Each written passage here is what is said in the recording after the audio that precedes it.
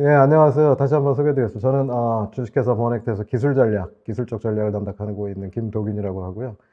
오늘 이제 일반인들이 많이 생소하시기 때문에 메타버스가 뭔지 간단히, 그 다음에 그 메타버스가 어떻게 지금 진행되고 있는지, 그 다음에 이게 B2B 쪽에서 먼저 어떻게 활용되고 있는지 사례를 말씀드리겠습니다. 메타버스가 뭘까요? 많이들 이제 메타버스 하는데 사실은 정확히 그 개념을 알거나 너무 기술적이라서 이해가 힘든 걸로 알고 있습니다. 그래서 저는 좀 간단히 기억에 남게 한다고 지금 준비를 해봤습니다. 저는 이렇게 생각을 합니다.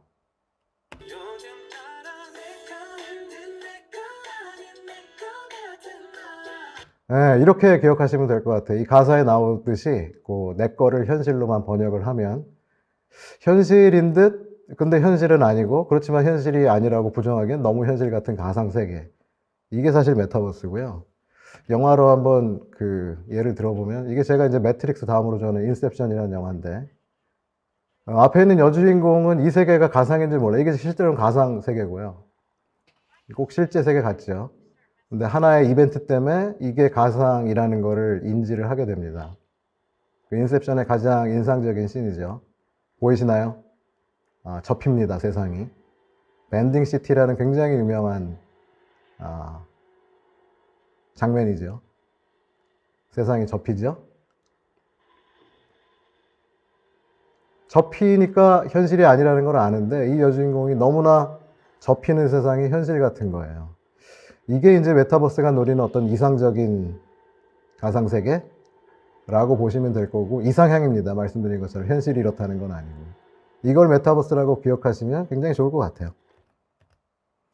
XR도 굉장히 많이 헷갈리죠.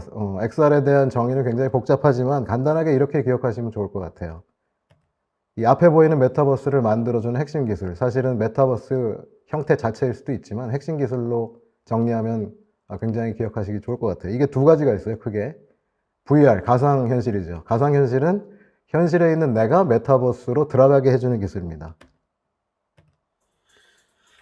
이분은 지금 바로 그 VR 기술로 게임을 즐기고 있어요. 저분은 지금 뒤집어 쓴 헤드마운트 때문에 자기 방은 안 보이죠. 저분이 자기 눈앞에 보는 세상은 왼쪽 TV에 보이는 그 게임이에요. 비트세이버라는 굉장히 파퓰러한 게임인데, 저분은 지금 자기의 현실하고는 아무 관계도 없어요. 오로지 가상세계에 머물고 있는 거예요. 얼마나 게임을 열심히 하는지 보시면 알 수 있을 것 같아요. 그 다음 또 하나는 AR입니다. AR은 VR하고는 반대로 메타버스의 가상 컨텐츠가 현실에 있는 나한테 오는 기술이에요. 말로 하는 것보다는 영상으로 보여드릴게요. 이게 이제 스냅챗에서 POC, 프루프 오브 컨셉을 보고 있는 로컬 렌즈라는 기술이에요. 저 사람들이 머물고 있는 공간은 현실이죠. 영국 런던 어딘가라고 해요. 근데 그 현실 세계에다가 가상의 물감을 뿌리죠. 즉, 내가 있는 현실 세계로 가상의 컨텐츠가 오는 기술이 증강현실이라고 보시면 됩니다. 이제 이 아티스트가 만든 거를 사람이 이렇게 현실 세계의 어떤 예술적인 내용으로 보게 돼요. 그러면 메타버스와 XR은 저희가 이제 알았다 치고, 그럼 왜 이게 필요한가? 두 가지로 저는 생각을 해요. 이 오른쪽에 보이시는 분이 굉장히 미남이죠. 니콜라 테슬라라고. 지금 앨런 머스크의 테슬라가 아니고 옛날에 굉장히 유명한 천재 발명가죠. 마르코니한테 특허를 뺏겨서 무선 통신을 개발하고도 별로 부는 못 축적했죠. 근데 이 사람이 남긴 말이 참 인사이트풀해요. 1926년에 이렇게 얘기했어요. 텔레비전이나 기술이나 텔레포니가 궁극적으로는 어떻게 발전할 것 같냐면, 사람들끼리 수천 마일 떨어져 있어도 마치 우리가 대면으로 만난 것처럼 굉장히 밀접한, 서로 이렇게 대면처럼 통신을 하게 되는 날이 올 거야 를 1926년에 생각했습니다. 왜 이렇게 생각을 하냐면, 결국 사람이라는 게 만나서 소통하는 게 굉장히 중요한 인간 본연의 욕구라는 거죠. 다른 게 필요 없어요. 사람 사이에 결국은 그 자연스럽게 생기는 욕구를 만족시키는데 XR과 메타버스가 쓰인다고 생각을 합니다. 두 번째로는 사실 이런 본연의 욕구가 기술의 성숙도가 미숙해서 이 욕구가 만족되지 않고 있었는데, 우리한테 굉장히 큰 동기를 부여한 게 바로 이 코비드 19 유행이죠. 이것 때문에 사람들이 실제로 만날 수가 없었잖아요. 만날 수가 없다 보니까 대체 방법을 찾도록 만들었어요. 그러니까 기업이나 개인이나 원격인데 같이 모여서 일할 것 같고, 또 같이 모여서 서로 이 소통하는 이런 거를 제공하는 기술을 필요로 했어요. 실제로 미국에서 조사한 거예요. 그 10명 중에 9명이 인터넷이란 기술이 우리 일상생활에 굉장히 이센셜, 즉 필수적이네 이렇게 생각을 했다고 하고 10명 중에 8명이 이 코로나 때문에 영상통신이라는 걸 처음 써봤대요. 근데 포지티브하죠. 그 다음에 10명 중에 4명이 인터넷을 쓰는 방법이 이메일이나 SNS가 아니라 이렇게 영상통화로 서로 비대면 통신을 할 수 있네 라는 걸 알게 됐다고 해요. 그런데 이 사람들이 어떤 거를 또 얘기했냐면 오른쪽에 보이듯이 비대면 영상통신이 굉장히 사람 사이의 어떤 인간관계 소통을 얘기를 하는데 뭔가 모자라 라고 또 3분의 2가 지금 그렇게 얘기를 해요. 왜 그러냐 하면 사람의 소통 방식이라는 건 이제 영상으로 보고 말로 듣는 게 아니고 이 대화라는 건 공감을 하는 과정이에요. 엠퍼티라고. 즉 어떤 장소에서 만나서 누군가를 만나서 뭔가에 대해서 얘기하고 이게 이제 실체인 경우에 같이 보고 느끼는 건데 사실 아직 공학적으로는 이 공감이라는 게 매저도 안 되고 어떻게 전달해야 되는지도 몰라요. 그러니까 이러한 사람들이 긍정적으로 비대면 통신이라는 걸 생각하지만 뭔가 메꿔지지 않는 부분 이런 게 있기 때문에 XR 기술의 채택이나 발전을 가속화하는 필요성이라고 생각을 합니다. 8가지 이제 XR이 어떻게 벌어지고 있는지 8가지 글로벌 트렌드를 통해서 한번 좀 살펴볼게요. 첫 번째는 아까 말씀드린 것처럼 이 코로나라고 하는 게 AR, VR에는 상대적으로 어떤 성장의 기회를 줬어요. 그래서 저희뿐만이 아니라 그 빅 IT 테크 기업들, 뭐 메타, MS, 엔비디아 이런 사람들이 지금 어마무시한 투자를 하고 메타버스라는 얘기를 다 꺼내고 있죠. 참고로 작년에 이제 미국에서 VC들한테 이제 투자 설명을 할 때 20년에는 뭐 메타버스라는 얘기가 뭐 12번, 20번 뭐 이 정도 나왔는데 평균적으로 200번 정도 언급이 된다고 합니다. 그만큼 이제 이쪽이 핫하다는 거죠. 두 번째로는 AR이나 VR이 가능하기가 계속 늘어난다는 거예요. 여러분들이 못 느끼실지 모르겠지만 스마트폰이 벌써 AR이나 VR을 지원하고 있어요. 단순하긴 하지만. 그러니까 이거 자체가 사실은 굉장히 그 AR, VR 기기로서 가능성을 보여주고 있고 더군다나 이제 여러분들이 느끼시기에 VR, AR이 가능한 기기라고 하면 HMD, 즉 헤드 마운트 디스플레이일 텐데 이게 이제 22년에 한 1200만 대 정도 예상돼요. 이게 그 전년에 대비해 보면 한 26% 정도 증가가 예상이 되는데 가장 크게 기여한 거는 이제 메타죠. 전 페이스북. 이 사람들이 지금 기계값을 40만 원, 올해는 지금 30만 원대 지금 내고 있어요. 이게 사실은 재료비만 해도 100만 원이 넘어가는데 출혈을 감수하면서도 이 사람들이 지금 기기를 출시하고 있죠. 왜? 에코시스템을 만들고 그 지속 가능한 에코시스템 내에서 비즈니스를 성공시키기 위해서. 아시다시피 메타는 이 스마트폰 시대에 애플한테 굉장히 서러움을 당했죠. 앱 등록하려고 하면 여러 가지 제약 조건을 걸었잖아요. 프라이버시 때문에 이제 개인 데이터 못 나가게 하고. 그래서 이제 메타는 지금 이를 갈고 있어요. 그래서 현재 HMD 점유율이 한 78%, 80% 전체 시장에 지금 그렇게 되고 있습니다. 세 번째로 이제 현재 시장 규모예요. 그 AR, VR 서비스 시장을 세그멘트 해보면 뭐 역시 게임, 그 다음에 이제 엔터프라이즈, 산업향, 그 다음에 이제 광고입니다.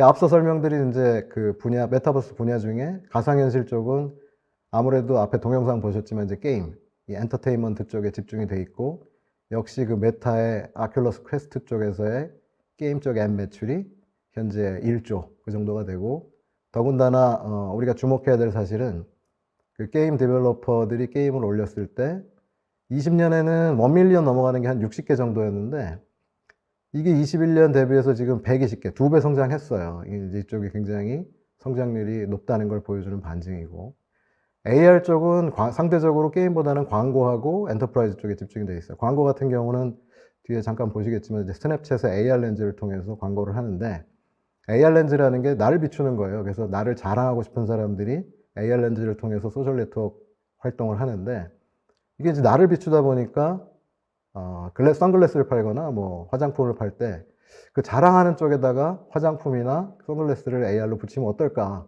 이제 광고주들이 그렇게 생각을 하고 이쪽에 이제 광고비 지출을 많이 하고 있죠. 그 다음에 이제 기업향 쪽, 이쪽은 이제 마이크로소프트의 다이나믹 365 가이드가 대표적인 케이스인데, 이쪽은 이제 이게 매출이나 아니면 안전사고 감소 이쪽으로 숫자로 드러나요. 조금 이따 말씀드릴게요. 그러다 보니까 기업향이 AR 쪽에서는 굉장히 각광을 받고 있다. 이제 그 다음은 AR 클라우드를 저희가 봐야 되는데, 실제로 AR이라고 하는 건 현실 공간에다가 그거에 관련된 정보를 붙이는 거예요. 그러다 보니까 현실 공간은 사실 국내가 아니라 글로벌 스케일로 우리가 생각을 해보면 전 지구적인 스케일에서 정보가 저장되고 공유돼야 되니까 이걸 할 수 있는 사실 가장 좋은 방법은 클라우드거든요. 그리고 두 번째로는 AR이라고 하는 게 고성능 컴퓨팅 연산을 필요로 하는데, 사실 사람들이 가지고 있는 기기는 컴퓨팅 파워는 전부 다르잖아요.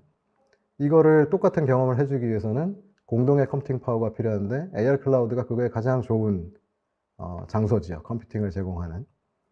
그래서 테크 자이언트들이 기존의 영향력을 지속하기 위해서 각자 클라우드 전략을 지금 구사하고 있고, 오른쪽에 보시는 것처럼 이제 구글 맵스인데 저렇게 이제 지하도처럼 보이죠. 이제 내비게이션 하는데 실제로 굉장히 비주얼하게 가는 길을 아주 직관적으로 보여주고 있어요. 결국은 클라우드를 통해서 인터넷을 현실 공간에 대한 어떤 인터넷으로 바꾸려고 하는 그런 방향이 보이고 있습니다. 다섯 번째로 이제 웨어러블 기기가 글래스 등장을 가속화할 것으로 예상이 되는데, 왜 그러냐? 현재 스마트폰이 사실은 굉장히 빅테크의 메인 비즈니스인데 이게 정체되고 있어요, 시장이. 이제 워낙 많이 팔다 보니까 대체 시장으로 정체가 되고 있으니까 매출을 늘리기 위해서는 다른 방향을 생각해야 되는데, 그래서 등장한 게 이제 결국은 에어팟, 이 귀에 꽂는 이제 무선 이어폰, 그 다음에 스마트워치, 이런 부분들에 어쩔 수 없이 투자에 박차를 가하고 있고, 매출을 그쪽에서 스마트폰에 이제 매출 감소를 상쇄를 시키고 있습니다. 이게 왜 AR에 도움이 되느냐? 사람들이 어떤 기기를 착용한다는 거는 굉장히 불편한 일이에요. 근데 이 웨어러블 때문에 우리가 어떤 베네핏을 누리려면 뭔가 차야 되네, 이런 걸 굉장히 익숙하게 만들 거예요. 다음 두 번째 포인트는 뭐냐면, HMD를 우리가 뒤집어 쓰면 스마트폰에서는 터치로 인터랙션을 하지만 우리가 안경이나 헤드마운트 형태로 뒤집어 쓰게 되면 뭘로 인터랙션을 해야 될까요? 마땅한 대체제가 없어요. 그러다 보니까 웨어러블, 예를 들어서 손목시계를 찬다고 하면 그거를 공중에 이렇게 휘두르면 그게 포인팅이 된다든가, 아니면 손목을 까딱거리거나 스마트워치에 뭔가 터치를 하게 되면 우리가 클릭의 효과를 준다든가, 다른 방식이 있을 수도 있겠지만 현재로서는 가장 직관적으로 컨트롤할 수 있는 방법이 아닐까, 이렇게 생각이 됩니다. 하지만 아까 말씀드렸듯이 이게 이제 B2C, 즉 일반 사용자 시장으로 오려면 글래스라는 게 끼기에 굉장히 불편함이 없어야 되는데, 현재 이제 기술의 완성도를 보면 이제 밑에 왼쪽에 보이는 것처럼 사실은 쓰고 다니면 굉장히 관심을 끌게 만들겠죠. 이상한 것으로. 지금 현재 이 수준이에요. 근데 저희가 쓴다고 하면 오른쪽에 그 탐 크루즈가 쓰는 것처럼 멋있는 형태로 나와도 쓸까 말까 하지 않겠습니까? 근데 아직은 기술의 성숙도가 오른쪽 맨 아래에 있는 그림처럼 되기는 좀 힘들어요.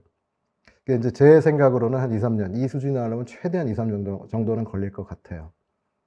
그래서 B2C 시장은 아직은 좀 힘들고, 다만 이제 우리가 좀 눈여겨볼 회사는 뭐 역시나 아시겠지만 애플이겠죠. 그래서 애플이 언제 글래스를 내놓고 그 글래스가 언제 굉장히 라이트웨이트하게 나올까, 이 부분은 사실 많은 루머가 있는데 아직 루머이기 때문에 실제로 등장하면 좀 봐야 될 거고, 애플이 이제 어떻게 가느냐에 따라 시장의 어떤 출시 시기가 많이 왔다 갔다 할 것 같습니다. 반면에 이제 B2C보다 B2B, 즉 엔터프라이즈 쪽은 지속적인 성장이 예상이 돼요. 왜냐하면 그 사업의 오너 입장에서 보면 옆에 이제 표가 좀 있지만 이게 이제 실제 어떤 스태티스틱스인데, 뭐 비용을 절감을 한다거나 생산성이 효율이 향상을 한다거나 이런 게 숫자로 보여요. 비용 아끼고 생산성 높아지고. 그러면 엔터프라이즈 입장에서는 이걸 채용 안 할 이유가 없죠. 더군다나 이거는 뭐 우리가 스타일리시하거나 패셔너블 할 필요가 없기 때문에 현재 기술 성숙도에서 충분히 만들 수 있는 헤드마운트 디스플레이, 이런 거를 써도 뭐 제약이 없는 거죠. 뭐 멋있을 필요가 없으니까. 그 다음에 이제 저희가 그 시장에 대한 전망을 봐도 현재 24년까지 계속 매년 한 40% 이상씩 증가할 것 같아요. 그래서 AR 쪽은 엔터프라이즈로 먼저 올 거다. 마지막으로 VR인데, VR도 역시 성장을 합니다. 성장은 하지만 조금 변곡점에 와 있는 것 같아요. 이제 메타사의 이제 매출 현황을 보면, 이제 긍정적인 효과는 뭐냐면 21년에 그 VR을 지금 다루고 있는 그 조직이죠, 메타에서. 리얼리티 랩스라고 해서 현재 보면은 매출이 19년, 20년 21년 계속 2배씩 지금 성장하고 있어요. 한 2조 3천억, 21년에 그 정도 되고 있어요. 반면에 뭐냐면 이 손실이 있어요. 매출은 이렇게 늘어나고 있지만 손실이 19년부터 거의 매년 10조씩 나고 있어요. 더군다나 그 작년에 그 프라이버시 유출, 그 개인의 어떤 정보 유출 때문에 갑자기 올 2월인가요? 올 2월에 322조가 날라갔죠, 증시에서. 그러니까 일반 기업으로 보면 굉장히 위기가 되는 거죠. 그렇지만 그 메타 오너인 마크는 이쪽에 대해서 굉장히 의지를 갖고 16년부터 꾸준히 투자했잖아요. 계속 투자는 갈 것 같지만 이 겁없는 투자가 계속 지속되는지 이 부분은 저희가 한번 들여다볼 관전 포인트라고 생각이 됩니다. 빅테크를 좀 더 꼭 집어서 얘기를 해볼게요. 두 가지인데 이제 VR 쪽은 방금 얘기한 이제 메타인데 제가 이제 기억하기 쉽게 좀 캐치프레이즈 잡아봤어요. 이제 전부 다 먹겠다. VR은 이런 각오입니다. 뭐 아시겠지만 지금 아큘러스 퀘스트 헤드마운트 디스플레이 굉장히 익숙한 게 나왔는데 이거 2014년에 그때 굉장히 작은 스타트업인데 2조 주고 인수를 했죠. 이제 이쪽에 대한 큰 꿈을 가지고 있는 거죠. 17년에는 VR 쪽에 아주 구루들인 테크놀로지스트들을 다 페이스북 리서치 랩이라는 데 모집을 했어요. 굉장히 많은 사람이 근무하고 있고 좋은 기술 만들고 있어요. 그 헤드마운트 디스플레이는 아까 말씀드린 것처럼 아주 직관적인 인터랙션이 필요한데 그 왼쪽에 보이시는 것처럼 19년에 이제 컨트롤 랩스라는 데 인수했는데 이 인간의 근전도 시그널을 센싱해서 뇌에서 손으로 보내는 그 근전도 시그널을 가지고 인식을 잘하면 저렇게 손의 자연스러운 움직임을 센싱할 수 있을 거다. 그게 굉장히 직관적이 되겠죠. 그 다음에 오른쪽에 보시면 저기 사람 모습 비슷하게 보이는데 이게 이제 코덱 아바타라고 인공지능 기술을 이용해서 사람의 시선하고 그 다음에 입 모양만을 인식하면 최근에 이제 입의 모양이 아니라 보이스만 가지고도 인식을 하는데 아바타의 모습을 굉장히 꽤 근사하게 사람 모습으로 만들어낼 수가 있어요. 최근에 이제 호라이즌 쪽에 보면 이제 아바타는 사람의 모습이 아니고 저렇게 카툰이시한 모습인데 이거를 이제 실감나는 사람으로 바꾸려는 노력을 하고 있고 그 다음에 아까 말씀드린 것처럼 이제 아큘러스 퀘스트 쪽에서 게임 이것만 하고 있는 게 아니라 놀고 있지 않아요. 메타는 그 최근에 기사 보면 올 9월에 요거의 다음 버전이죠. 아큘러스 퀘스트 2에 캄브리아라고 하는데 보시면 아시겠지만 얇아지고 있어요. 점점 작아지고 가벼워지고 그 다음에 24년까지 라인업 3개 라인업을 더 추가를 하고 있습니다. 이것만 하냐? 이렇게 안경 스타일도 해요. 이제 굉장히 패셔너블하게 하려고 그 레이벤 브랜드 가진 룩소티카하고 아직은 기술적으로 좀 성숙도가 떨어지긴 하지만 안경형도 또 노리고 있습니다. 그 다음에 이제 마이크로소프트는 캐치프레이즈가 뭐냐면 엔터프라이즈 쪽은 내가 다 먹겠다. 여러분 아실지 모르겠지만 이제 홀로렌즈라고 저게 이제 엔터프라이즈형 AR HMD입니다. 이거에 버전 1, 버전 2 지속적으로 투자하고 있고 그 다음에 잘 모르실 수 있지만 마이크로소프트가 이어폰도 해요. 무선 이어폰 왜 할까요? 이제 이걸 통해서 음성으로 명령도 내고 음성 인식해서 번역도 하고 그 작년 21년에 그 마이크로소프트 이그나이트 그 컨퍼런스에서 보면 여기도 이제 100개 국어 이상을 실시간으로 번역한다. 그 다음에 텍스트를 스피치로 번역한다. 얘네들 지금 530쪽의 패러미터를 가지고 있는 딥러닝 엔진도 출시를 했죠. 메가트론이라고. 이거 가지고 아마 100개 언어 이상을 실시간 통번역하고 인식하려고 하는 것 같아요. 그 다음에 뉘앙스라고 한 2조짜리 기업을 또 인수를 했죠. 뉘앙스는 특징이 뭐냐면 인식된 음성을 가지고 대화의 맥락을 인식을 해요. 그래서 여러분들 왜 그 콜센터에 이제 뭔가 불만이 있으면 얘기할 텐데 이걸 인간이 안 하고 이 뉘앙스의 인식 기술을 이용하면 대화의 맥락을 인식해서 아주 복잡한 내용은 아니지만 간단한 내용은 이걸 가지고 대응합니다. 이렇게 되면 비용이 많이 절감이 되겠죠. 간단한 대화는 인공지능이 처리하고 이제 복잡하면 콜센터로 넘기는. 그럼 보세요. 음성인식 기술하고 대화인식 기술을 결합하면 굉장히 많은 엔터프라이즈 서비스가 비용 절감이 되겠죠. 이거는 이제 인터랙션 기술인데 굉장히 자연스럽고요. 그래서 B2B 쪽에 뭐 의료, 금융, 상담, 소매 서비스, 그 다음에 오른쪽 아래 보시는 것처럼 이제 공장에서의 어떤 생산성 향상, 그 다음에 여기도 이제 가상현실 공간이 있는데 메시 포 팀즈라고 해서 팀즈라고 하는 게 여러분 아시겠지만 이제 B2B 생산성 향상 툴인데 기업에서 이걸 지금 가상 공간으로 옮기는 노력도 역시 하고 있습니다. 예, 21년 이그나이트에서 마이크로소프트의 이제 CEO 사티아 나델라가 사실은 이 소프트웨어 스택을 지금 메타버스 솔루션이라고 얘기를 하고 있어요. 사실은 각자 개발이 됐던 건데 메타버스가 핫해지고 엔터프라이즈형 메타버스로 들어오려다 보니 각 레벨별로 우리는 소프트웨어를 이렇게 준비하고 있다 외치고 있는데 이것만 봐도 얼마나 빅 IT 테크들이 메타버스에 관심을 갖고 집중하는지 알 수 있습니다. 이제 글로벌 현황과 동향을 보면 얼마나 이제 빅 IT 테크들이 이쪽에 집중하고 있는지 알고 있고, 이제 저희도 좀 소개를 드리겠습니다. 그래서 제가 이제 앞쪽에서 엔터프라이즈형 AR을 좀 강조했다는 느낌을 가지신 분들이 있다면 굉장히 센스가 있는 분들인데, 그래서 저희는 아까 얘기했듯이 이제 산업용 XR 솔루션에 이제 집중을 하고 있어요. 당장은 이제 B2C 쪽은 어떤 기술의 성숙도나 필요성이 산업용보다는 좀 떨어진다고 생각을 하고요. 산업용 쪽에서는 워낙 넘버로 그 효율이 드러나고 있기 때문에 이쪽에 집중을 하고 있고요. 저희가 이제 16년에 창립해서 19년, 21년에 시리즈를 성공적으로 유치하고 이쪽에 집중하고 있습니다. 자, 산업 현장의 문제들을 조금 더 디테일하게 볼게요. 이제 좀 더 이해하시기 쉽게. 그래서 산업 현장에서는 뭐 아시겠지만 이제 국내만 봐도 매일 몇 명씩 계속 죽지요. 이 안전 부주의 때문에.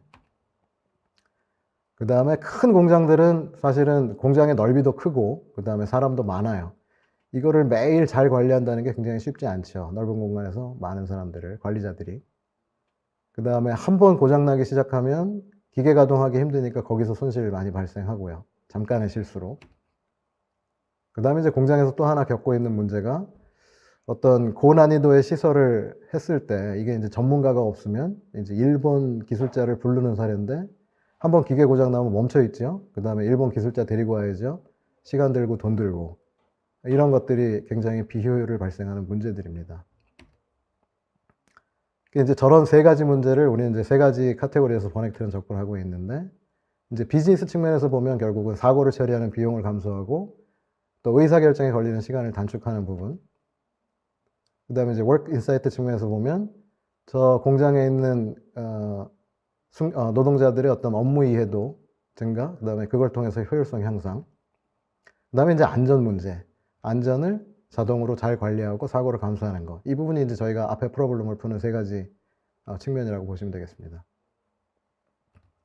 그래서 오늘은 세 가지만 설명을 드릴 텐데, 그 XR 기반으로 다자간 원격 영상 협업을 할 수 있는 리모트 솔루션, 그 다음에 이제 사용자들이 굉장히 직관적으로 그 산업 현장에서 벌어지는 생산 방법을 효율적으로 볼 수 있는 컨텐츠 제작 기술, 그 다음에 이제 현실에 있는 어떤 공장이나 설비를 그대로 가상 공간으로 옮기는 이제 트윈 기술, 이렇게 세 개 솔루션을 소개를 드리고, 사실은 솔루션도 중요하지만 그 밑을 받치고 있는 원천 기술 가지고 있는 게 굉장히 중요해요. 이 세 가지를 실현하는데 저희가 원천 기술이 없으면 사실은 외국 기업의 어떤 의존성이 커지니까. 그 다음에 이제 백엔드 솔루션.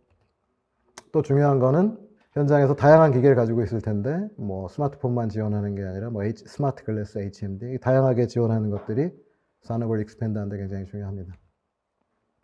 리모트 말씀드릴게요. 리모트는 여러 물리적으로 떨어져 있는 공간을 영상으로 묶고 그 영상에다가 직관적인 어떤 가이드를 줄 수 있는 XR 기술을 묶은 거예요.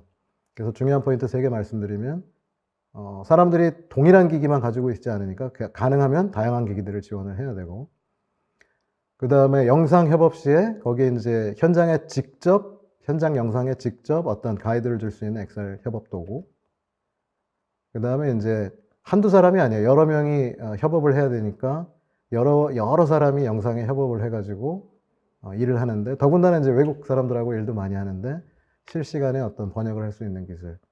말보다는 영상으로 보시는 게 쉬울 것 같아요. 현장에서 비상 상황이 발생하면 멀리 떨어진 부분에서 어떤 현장 사고가 발생할 거잖아요. 여기 이제 사무실이고, 이제 현장 영상을 공유를 하고 노동자가 가 있고, 이분 오른쪽에 보이시는 분이 이제 기술자예요. 딴 데 있죠. 이 영상 보면서 저렇게 현장 영상에다 바로 가이드를 컨텐츠로 줄 수가 있어요. 저렇게 돌리라고 그려주잖아요. 굉장히 멀리 있는 분이. 그러면 직관적으로 돌리게 되겠죠. 말로 하는 것보다. 이런 부분들이 어떤 문제 해결을 위한 시간을 줄이는 그런 신뢰가 되겠습니다. 그 다음에 이제 메이크 뷰예요. 메이크 뷰는 뭐냐면 저렇게 온라인에 하는 것도 중요하지만 미리 그 컨텐츠를 준비를 해 놓는 거예요.